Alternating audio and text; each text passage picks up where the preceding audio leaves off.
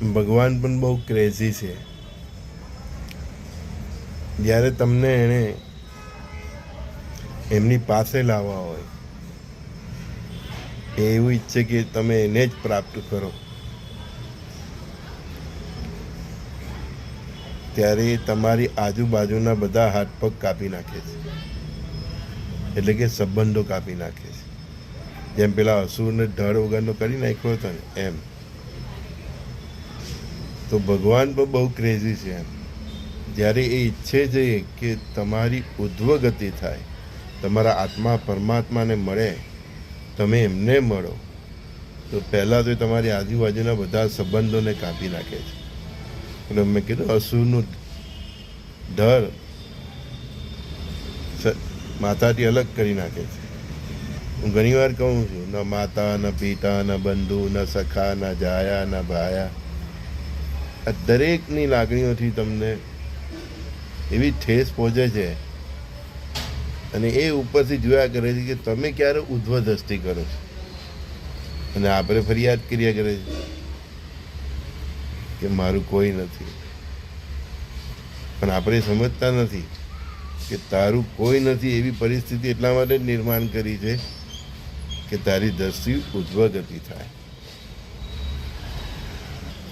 ઘણાના સમજતા મૃત્યુ આવી જાય છે તો પણ નહીં સમજતા, ફરી એને જન્મ આપે છે, ફરી તક આપે છે. અને હું કહું છું, તું ફરિયાદ ન કર, તું ફરી પરમાત્માને યાદ કર.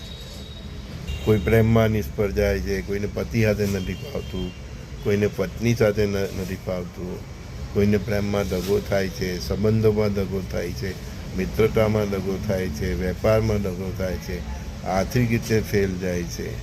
આ બધી પરિસ્થિતિઓ નિર્માણ જ એટલા માટે કરે છે કે તમારા પ્રત્યે એને પ્રેમ છે કે તું આ બધી સ્થૂળ સંપત્તિ, આ સ્થૂળ સંબંધો, આ પિંડના સંબંધો, એનાથી પર ઉઠીને જરા ઉપર જો. અને જેને ભાઈ ઉપર દ્રષ્ટિ કરી લીધી ને, પરમાત્મામાં ચિત્ત લગાવી દીધું ને, એનો બેડો પાર થઈ જાય છે. એને આ ભાવમાં જ પરમાત્મા મળી જાય છે. પણ આપણને સંસારના સુખની એટલી બધી લાલસા હોય છે કે ભગવાનનો આ પરિસ્થિતિઓ નિર્માણ તમારા જીવનમાં જે કરે છે એની પાછળનો ઈશારો તમે સમજતા નથી. ત્યારે કોઈ સમર્થ ગુરુ કે અમારા જેવા કોઈ વ્યક્તિ તમને આ રાહ ચીંધે છે. હવે એ જેને સમજાઈ જાય એનો બેડો પાર થઈ જાય છે. સંજય બોધીવાલાનો આ ઈશારો જેને પણ સમજાઈ જાય, જે પણ સખાઓને જેના જીવનમાં આવી ઝંઝાવાત છે, એનો બેડો પાર અવશ્ય થઈ જશે. શ્રી ગુરુદેવ દત્ત.